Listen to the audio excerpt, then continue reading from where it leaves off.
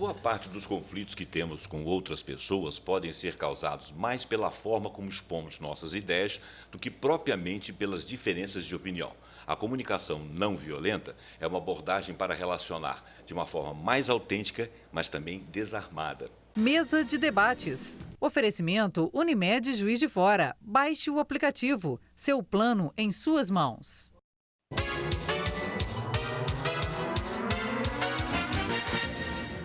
Está no ar mais uma edição da Mesa de Debates aqui pela TVE de Juiz de Fora. Eu sou José Roberto Abramo e nós estamos aqui todos os dias contando com a sua companhia.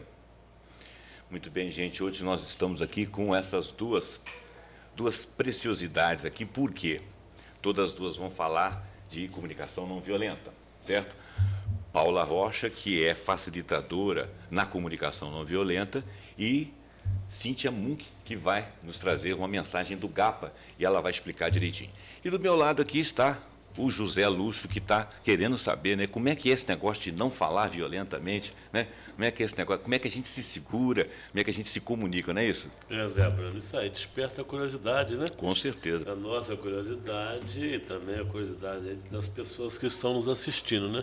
Eu acho que isso é muito importante falar nisso, porque eu acho que dependendo da comunicação verbal, né, pode surgir até uma ofensa, né, física, uma violência física, porque então muitas vezes a gente percebe que muitas pessoas se desentendem, às vezes acaba um casamento exatamente porque houve uma comunicação violenta e não violenta, e a pessoa acaba perdendo a cabeça. Então, E a violência pode ser entre linhas, às vezes. Exatamente. Né? Se ser frontal. Exatamente. Muitas pessoas às vezes estão com mau humor porque não se soube se comunicar, né? Então, isso no trabalho, na sociedade, de modo geral, eu acho que tem que ser um trato mesmo, tem que tratar as pessoas com respeito, com consideração, e urbanidade certamente atrará muitas novidades para nós, né? Com certeza. Um assunto que realmente desperta a curiosidade. Muito obrigado, José.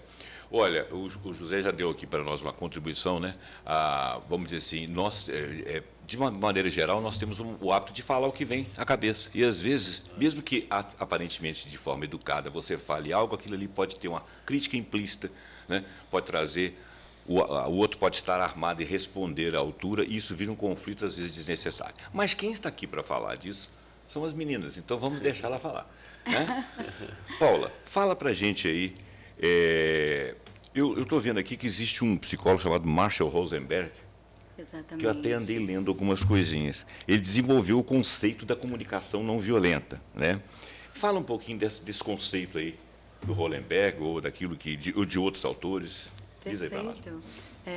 Marshall Rosenberg foi o criador, né, o sistematizador da comunicação não violenta, porque ela é uma mistura de várias metodologias já existentes que ele conseguiu criar e, então, fazer essa comunicação não violenta ficar mais acessível, né?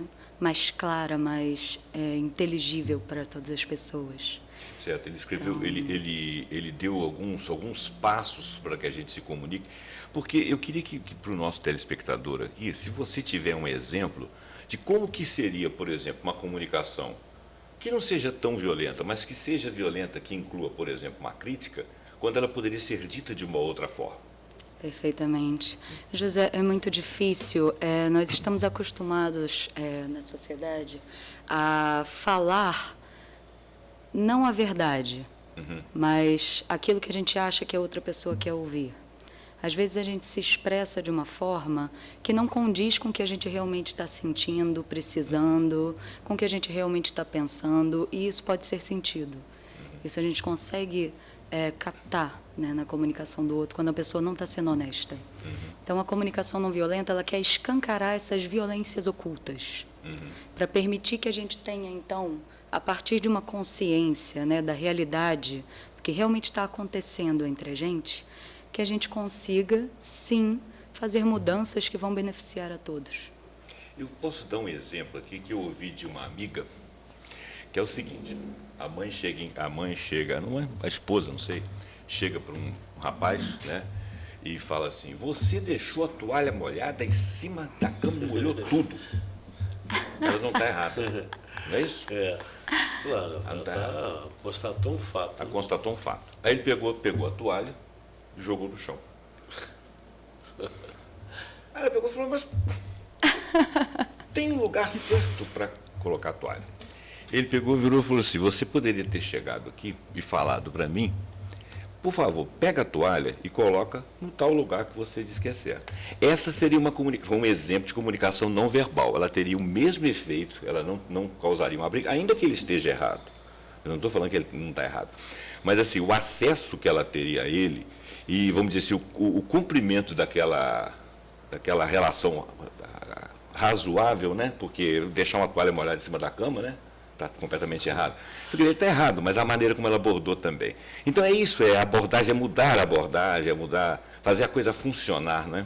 Acho que é, inclusive, até mais profundo, né? Você falou, colocar a toalha em cima da cama está errado. A partir do momento que a gente entra nesse maniqueísmo, né? Desse certo e errado, é complicado. Você desconecta com a pessoa que você está querendo que faça algo para você. Então, fica mais difícil dela realmente se dispor de dentro do coração, né? De uma forma... Espontânea, né? Espontânea, obrigada. De fazer aquilo que você está querendo. Então, a comunicação não violenta, gostaria que a gente tivesse um outro olhar. Ao invés de a gente tentar achar quem é que está certo, quem está errado, quem é que foi injusto, né? Isso coloca as pessoas em caixas, define elas num lugar que não permite que elas mudem, inclusive, né? Então, é importante que a gente permita que essa situação seja vista de vários pontos de vista. Então, quando que a gente imprime um certo e errado, fica preso naquele certo e naquele errado. Dogmas, né? Então, a maioria das situações tem possibilidades infinitas, né? Então, eu acho que isso entra aí muito devido às circunstâncias. Como a gente vê uma relação, uma comunicação no futebol, por exemplo, a gente vê nas televisões, no rádio, que muitos palavrões, o treinador com o jogador de futebol, né? A torcida com o juiz. Então a gente vê que não é uma boa comunicação, não é adequada. Mas na realidade eu queria perguntar para você o seguinte, entre os gêneros, homem e mulher, como que se faz uma comunicação, entendeu? Não violenta. E às vezes quando há assim uma constatação de uma traição e o relacionamento não está indo bem, quais são aí a orientação, qual é a orientação para essa pessoa poder conversar aí não violento e às vezes levar a um rompimento dessa relação pacificamente e não ao contrário como a gente vê aí que acaba acontecendo o feminicídio. Como é que faz essa relação entre os gêneros dentro desse ensinamento aí, desses estudiosos aí, cientistas, pesquisadores? essa questão é bem séria, né, José? Ela é muito complicada. A comunicação não violenta gostaria de incitar conexão e alternativas que fossem além da técnica. Algo como se fosse um novo olhar para as pessoas e para as situações. Se você tem um acordo, né, em que você tem um relacionamento que você está acordado com essa pessoa, que vocês estarão somente os dois, e um dos lados quebra esse acordo por algum motivo, é necessário que a gente olhe, então, para as nossas necessidades. Algo mais profundo do que isso que a gente acaba ficando na maior parte do tempo, né? De ficar preso nas estratégias que a gente usa para suprir as necessidades. Mas, na verdade, as necessidades todos temos como humanos. Independente de gênero, independente de raça, de cor, nós temos, sim, algo que nos une como espécie, que são essas necessidades humanas universais. E que é isso que, se formos mais fundo, nós conseguimos ver o que as pessoas estão querendo cuidar enquanto fazem coisas que nos incomodam, enquanto têm ações inquietantes. Então, você consegue, principalmente, num lugar de abuso, né, num lugar de problematização tão séria quanto o feminicídio, acho que passa um pouco desse lugar que eu estou falando, e aí você tem que ter uma ação protetiva, talvez até com o uso da força. Já passa um pouco desse lugar de você conversar, ter uma atitude, né, dialogal. Você precisa tomar uma atitude para que ninguém saia machucado, né? Se a sua criança sai correndo pela rua, vai ser atropelada por um carro, você não abaixa para falar com ela e conversar com ela de um modo, não, filhinho, então você não pode, você pega no braço dela, para não permitir que né, isso a machuque. É uma intervenção, né? E Uma aí, intervenção. então, num caso dessa seriedade, eu acho que alguma intervenção seria necessária, né? Mais do que uma conexão entre dois seres humanos que estão discutindo uma relação que ainda é, né, mútua, né? Que ainda é uma troca entre dois seres humanos, sejam eles Tem alguns mulheres, débitos, homens, né? Paula, eu vou aproveitar esse exemplo aí que o José Lúcio nos deu aí, que é um exemplo até máximo, né? É claro que ele tem gradações, né? Você pode simplesmente se sentir mal com aquele peso na testa, se for você o traído. Você pode, né, ter um problema psicológico, você pode até entrar numa depressão, vai depender da pessoa que você é, e se você for uma pessoa muito agressiva, você pode até chegar ao feminicídio, ou o contrário, né, a mulher matar o homem. Mas, em termos, já que nós estamos falando aqui de uma comunicação não verbal que deva ser instruída às pessoas para que elas se entendam e consigam conversar no trabalho, nas relações com os filhos, nas relações de escola, educação, etc., eu vou propor aqui, quer dizer, né? Eu vou levantar aqui um tema que talvez seja o advogado do diabo. Por exemplo, se as pessoas fossem ensinadas a ter empatia, né, e aí eu vou dar um admitido aqui, vou definir empatia. A empatia seria você ver, né, e olhar com os olhos dos outros, né? Quer dizer, você tem que sair do seu eixo e para o eixo da pessoa com a qual você convive e tentar perceber o mundo pelos olhos dela. Ok? Posso fazer um ajuste?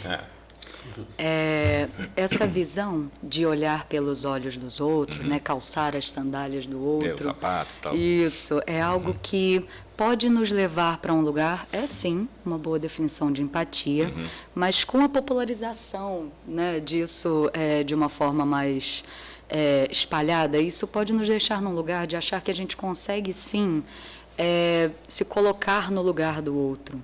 E isso é algo que é impossível para a comunicação não violenta, principalmente. Vemos o mundo a partir de um ponto de vista e temos, então, a possibilidade, na empatia, inclusive como é descrita por Carl Rogers, de ter uma compreensão respeitosa daquilo que o outro está passando.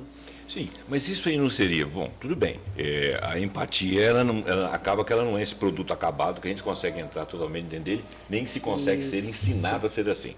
Eu concordo, eu até entendo, ótimo, né, dentro da mesmo. sua especificidade, eu não sou especialista, eu vou concordar com você.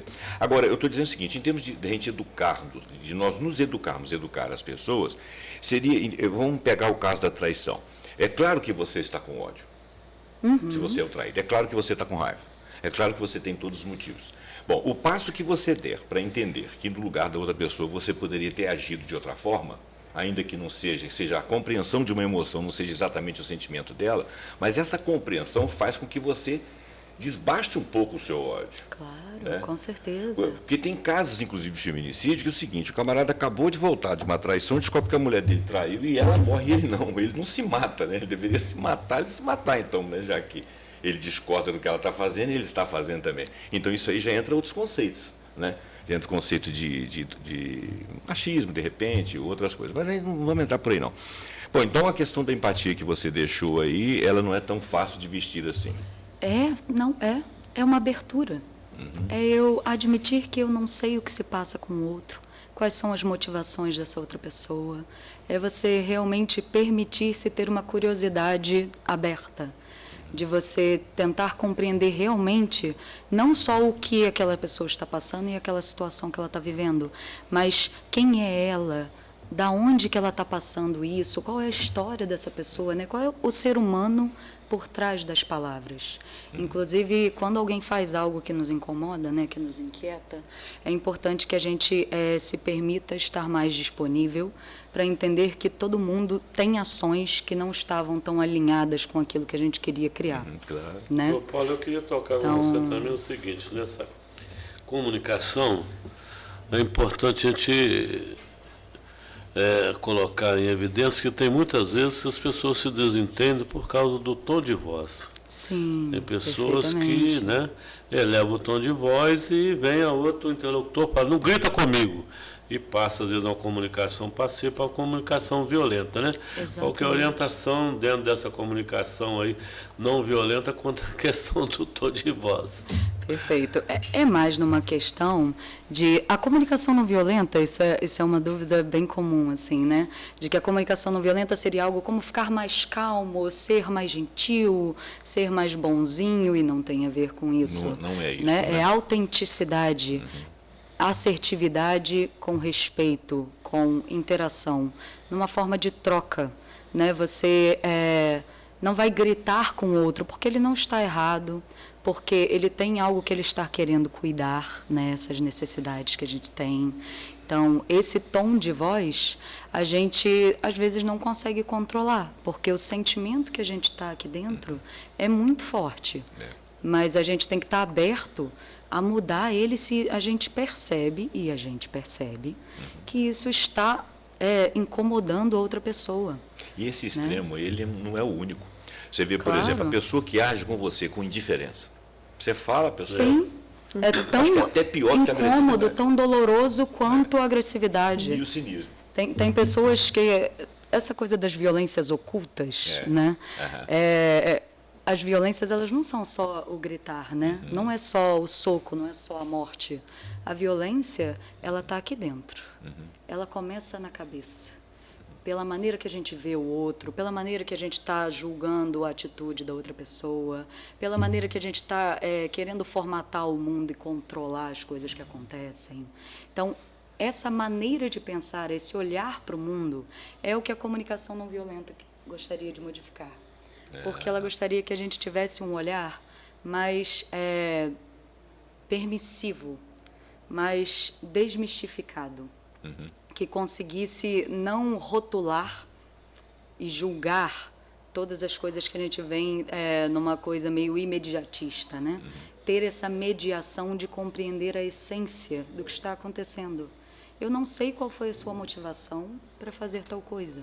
Então, eu vou me abrir para checar com você e nós criarmos, então, uma nova possibilidade que atenda a ambos. Você está me fazendo lembrar que eu estava lendo um livro, e há muitos anos atrás, aí tinha um senhor, tinha um consultório médico, e só tinha um lugar para sentar. Aí a moça se sentou aqui, tinha um senhor na frente dela, e ali estava o atendente. Ela estava sentada assim, e o senhor está assim. Ela chegou para o atendente e falou assim: pelo amor de Deus, me muda de lugar, porque aquele moço ali está indecente, ele está me olhando de uma maneira provocativa e tal. Qual moço? Ah, o quarto daqui para cá. Ela virou e falou: aquele moço é cego. Então, o elaborado todo do que estava acontecendo ali estava dentro Para você dela. ver, exatamente. Nós criamos, tem uma coisa chamada, acho que é até mais na mediação de conflitos, que chama espiral de conclusões. Você tirou a caneta, botou para cá. Aí eu já tiro a conclusão de que você está pegando a minha caneta sem pedir. Aí Que tá com a isso intenção de já me levar dá pra casa. raiva. E eu já fico irritada com você. Eu já começo a achar que você é uma pessoa muito egoísta, que quer a caneta só para você. E aí isso vai crescendo dentro de mim, sem eu fazer essa ponte com você para compreender se isso aconteceu realmente por essa motivação. E isso gera um conflito. Então, essa questão da gente realmente não checar as intenções dos outros, não compreender que todas as ações têm vários pontos de vista, é algo que deixa a gente num campo de violências ocultas. Tem sempre algo debaixo do tapete que a gente não fala sobre, né? Claro. É um grande mestre meu, Dominique Barter, uma pessoa que eu respeito e considero muito. Ele fala que é como se você deixasse um prego no meio da sua sala. Uma hora você E vai aí precisar você dele. olha aquele prego, né? Sabe que ele está ali, você desvia, uma hora você vai pisar. Não dá para você ter coisas não faladas, assuntos que não podem ser tocados. Essas questões, uma hora, vão explodir, porque elas estão aqui dentro, né? Então, o que a comunicação... Deixa eu ver se eu estou entendendo. O que a comunicação não violenta está tentando fazer, educar o indivíduo, é para que ele não pense que o elaborado que ele tem dentro de si a respeito das coisas, nos múltiplos espaços que a gente convive, que estão acontecendo, são exatamente aquilo que você está pensando. Exato. Seria mais ou menos isso. As verdades não são Porque únicas, aí você passa, né? a falar de uma outra forma. Perfeito. Você já não vai gritar, né? Se o indiferente é indiferente, aí o que você faz com o indiferente? Puxa, você acessa, né? Às Diferença é vezes complicado, né? é complicado. Você vê o seu amigo com uma cara muito triste e você fica, nossa, eu não vou nem mexer com fulano, tá péssimo hoje. Ao invés de você chegar e oferecer o seu apoio, você oferecer suporte. Tudo que ele queria, às vezes, era que você chegasse e perguntasse, pô, amigo, como você está hoje? Tô vendo que você tá meio assim, você gostaria de conversar? Então, é algo que quebrar esses muros e construir pontes. A gente usa a mesma quantidade de tijolos. Ah, bacana, muito bacana isso que você falou. Eu queria fazer uma ponte, já que você falou em ponte, eu queria fazer uma ponte com a Cíntia, Sim, né? Que a Cíntia está quietinha ali, né, Cíntia? é verdade. Nós deixamos a Cíntia abandonada, tadinha da Cíntia, não pode. O seu grupo é o GAPA, né? É o GAPA e o Instituto Crescer Sorrindo. Eu vou te pedir para você falar disso. Mas antes disso, eu vou citar uma coisa que eu não tenho o hábito de assistir séries em TV. Meu negócio é internet. Né? Sou rato de internet. Faço internet o dia inteiro, saio na rua com a internet na mão, meu negócio é internet. Televisão não tem muita paciência, não. Mas tem uma série passando. The Que eu- Good Doctor. Como é que é? The Good Doctor. Good Doctor, isso mesmo. Eu não ia lembrar desse nome. Pois é, aí tem um lance interessante que tem uma pessoa que tenta introduzi-lo. Eu não estou assistindo realmente do jeito que eu deveria assistir, não. Mas eu andei vendo umas partes e tem um médico que quer introduzi-lo e ali parece que eles estão até romanceando um pouco a dificuldade do rapaz. Ele é autista, né? Parece que ele tem um grau mais leve, né? E nós não vamos falar de autista, mas achei interessante o seguinte, que a percepção, esse doutor, ele tenta mostrar que a percepção dos outros a respeito dele, né? E tem uma colocação que eu achei espetacular, que o cara virou e falou assim, todas as perguntas que uma médica fazia, ele não respondia. Aí uma hora ela virou para ele e falou assim, ó, você vai ter que encontrar o seu canal com ele, para você, porque você tem que interagir com ele, e ele é bom, ele é médico e ele dá a solução. Então ela descobriu um canal. Ela virou para ele e falou assim, você não gosta de perguntas, né? Ele falou, não, eu não gosto. Aí ela passou a fazer afirmativos, aí ela conseguiu se comunicar com ele. Sim. Né? Então, quer dizer, ela teve que usar de um comando como esse que você está dando aqui, que é educar a sua visão sobre o que a outra pessoa tem da sua dificuldade, para tentar penetrar no mundo dela e se comunicar. Perfeito. Cada pessoa é um universo, né? Uhum. Nós temos visões diferentes sobre as mesmas coisas. Aham. E é importante que nós consigamos checar se as nossas visões estão alinhadas, né? Claro. Por exemplo, você chega para mim, José, e fala que você está querendo mais respeito na nossa relação. Mas o que significa respeito para você? Que ação concreta que eu vá fazer que vai te fazer sentir mais respeitado? Então, é importante a gente ter essa questão, né, de como conectar de uma forma realmente aberta e efetiva, né, com cada pessoa. Perfeito. O Cíntia, fala um pouquinho aí Foi dos... exatamente por isso, né, que nós tivemos, né, essa percepção dessa dificuldade, tanto para lidar com os filhos, né, com os filhos autistas, Certo. mas o principal é para lidar com a sociedade, com tudo que nós temos. Onde estariam inclusas essas pessoas, onde né? estariam inclusas. E a tendência, né, do ser humano, como a minha também, era já ir partir para a briga. Só que o que acontece? Não é o caminho, não é o único caminho, é um caminho. Mas é o melhor. Não, com certeza não, né? Exato. E Eu aí- acho que se o mundo todo tivesse uma aula de comunicação não violenta, nós não tínhamos guerra, né? Mas não sei, porque parece que essas pessoas sabem o que fazem e fazem errado. Mas fala um pouquinho mais do GAPA, fala um Sim. pouquinho mais da outra A entidade que proposta você do falou. a GAPA foi proposta. justamente, nós pedimos uma ajuda, né, para a Paula, vendo essas necessidades e sabendo, né, que tudo o que acontece hoje na sociedade é tudo muito complicado, a forma de se comunicar. Então, assim, até mesmo em relação, por exemplo, o que nós estamos mais tendo dificuldade hoje com a questão da mediação nas escolas. Mediação nas escolas. Mediação nas certo? escolas. Aquele profissional que fica próximo Da criança, da criança, né? Então, como que esse profissional ele vai agir perante a esses problemas com a secretaria, com a direção e as necessidades daquele aluno? Certo. Porque, assim, na verdade, ele é um funcionário do Estado também. Então, ele tem que usar também de uma forma de comunicação mais tranquila. E você acha que eles não têm o necessário preparo? Não tem. E o que o GAPA faz hoje? O GAPA ele é um grupo de apoio de pacientes, pais de alunos, de pacientes, de pais e de profissionais. Então, o nosso intuito é dar esse auxílio, não só com a comunicação não violenta, que agora nós estamos, né, praticando, pelo menos tentando, né? Mas também com outras formas, né, de ferramentas para poder facilitar.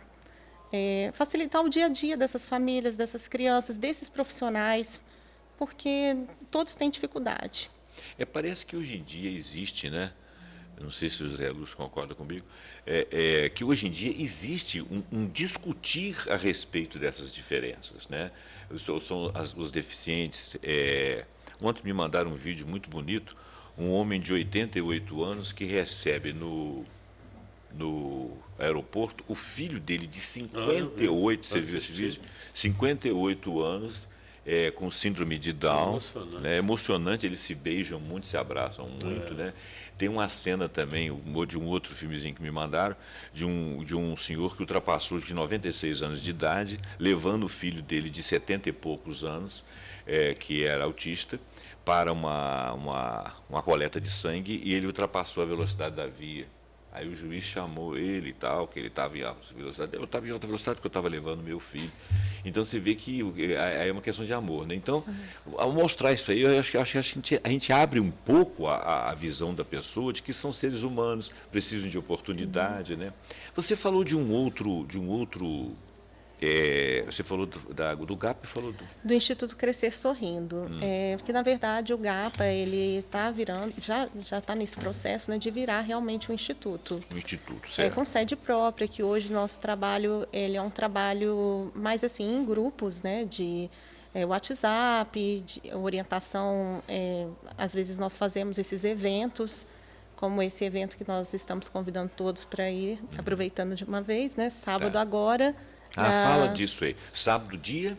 Vai ser dia 21, de 9 a meio-dia. Tá, então, sábado, dia 21, de 9 a meio-dia, vai acontecer... Isso, ao lado do Jardim Sensorial. Jardim Sensorial. Na antiga Praça Cívica, ali da UFJF. Ah, sim.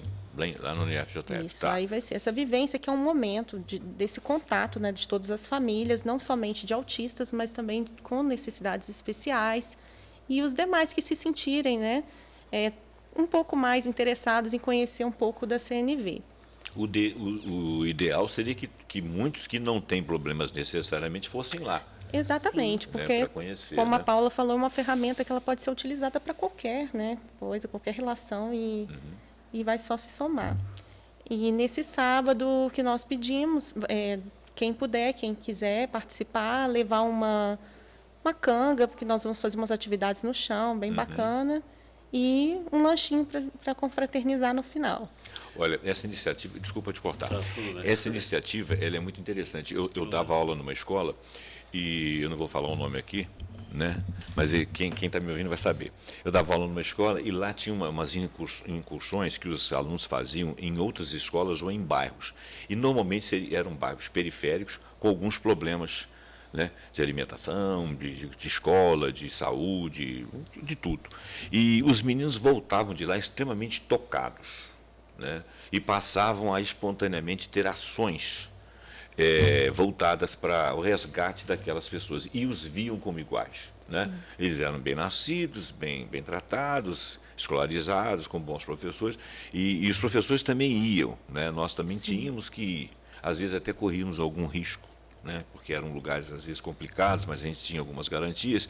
Então, esse laboratório é um laboratório bonito, né? Sim, com certeza. E, inclusive, assim, as crianças vão estar presentes, né? E vão ter alguns voluntários para poder cuidar dessas crianças, para as famílias poderem participar mais efetivamente da vivência. Esse é um isso que eu momento queria falar, para as mães exatamente também, o que né? você faz. Eu quero exatamente parabenizar esse grupo, o GAPA, né, que eu já ouvi falar, parece que já participamos aqui, você esteve aqui outras vezes, Sim. eu participei. Porque, Zé Abramo, eu acho que tem que haver envolvimento de todos. Claro. O ser humano, qualquer ser humano, mesmo que tenha uma certa dificuldade de comunicar, é um ser de relacionamento. Certo. Todos precisam de afeto e carinho, entendeu? E tem que haver um envolvimento geral. Está na nossa Constituição que todos nós, é o governo, é a família, é a sociedade. Então, por isso que o trabalho que o GAPA faz com as dificuldades, né, que tem, com as limitações que tem, é de alto alcance social. Com certeza. Nós temos que realmente dar apoio para essas crianças, entendeu? Autistas, porque ela faz parte da sociedade. Tem que haver a inclusão, não a marginalização que a gente vê muito no Brasil hoje. As pessoas, né, muitas vezes se preocupam só com ela, com a família dela, não quer se preocupar com a família dos outros. Tem que se preocupar, tem que haver uma interatividade. Porque todos nós somos dependentes. Não acha que a pessoa aí se julga aí independente? Nada, são dependentes.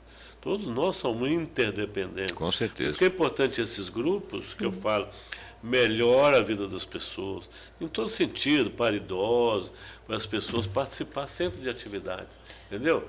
Físicas, culturais, de lazer, todos têm direito a isso, está na Constituição, gente. E ir lá para ver, né? A pessoa tem que olhar a sua rua, cuidar da sua rua, não ficar só esperando coisa do poder público, não, porque é obrigação de todo mundo, entendeu? Cuidar da sua rua, cuidar da sua praça.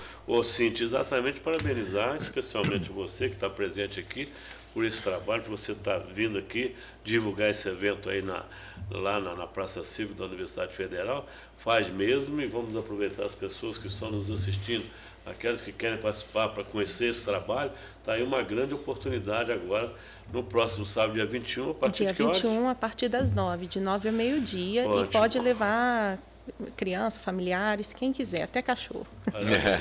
Principalmente, né, que humaniza bastante. E só lembrando também, né, essa questão, né, reforçando aí o convite para a sociedade também para apoiar, né, esses grupos, principalmente no GAPA.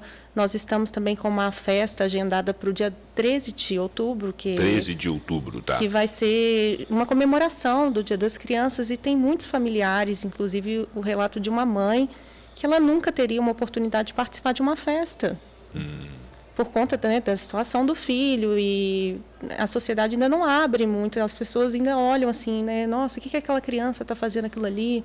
Não tem mãe, não tem pai. Falta, né, a empatia, né? É verdade, exatamente. Falta a empatia.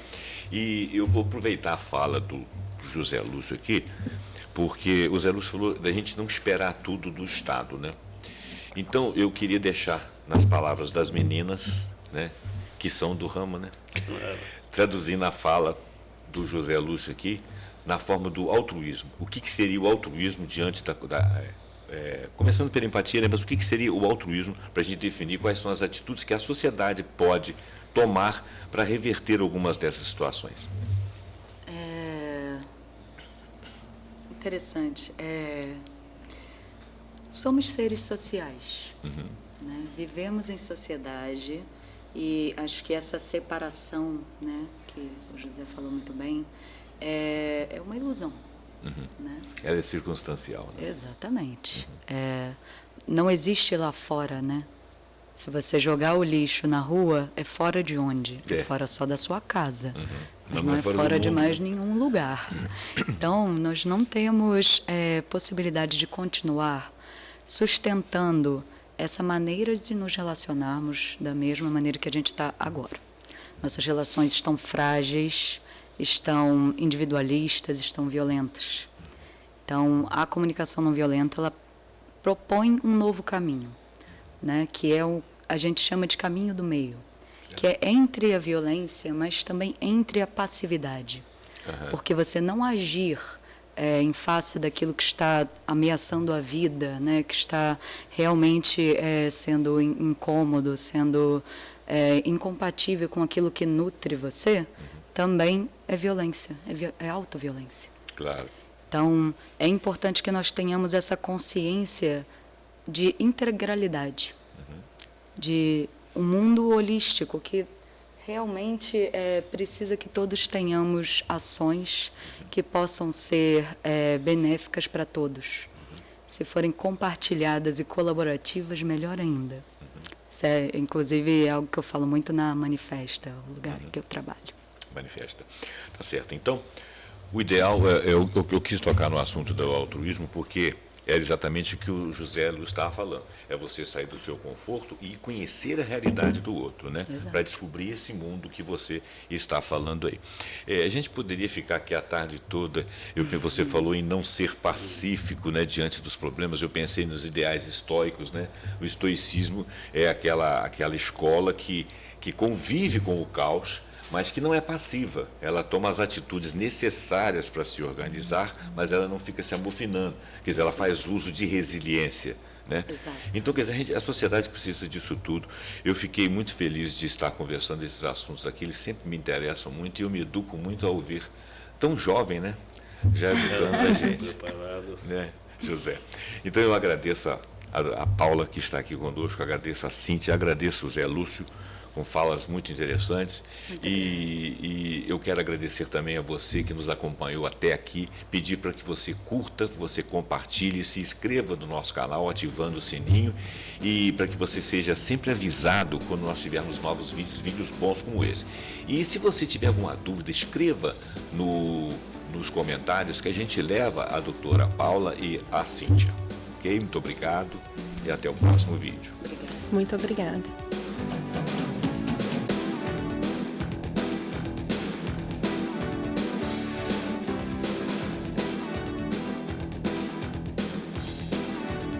Mesa de debates. Oferecimento Unimed Juiz de Fora. Baixe o aplicativo. Seu plano em suas mãos.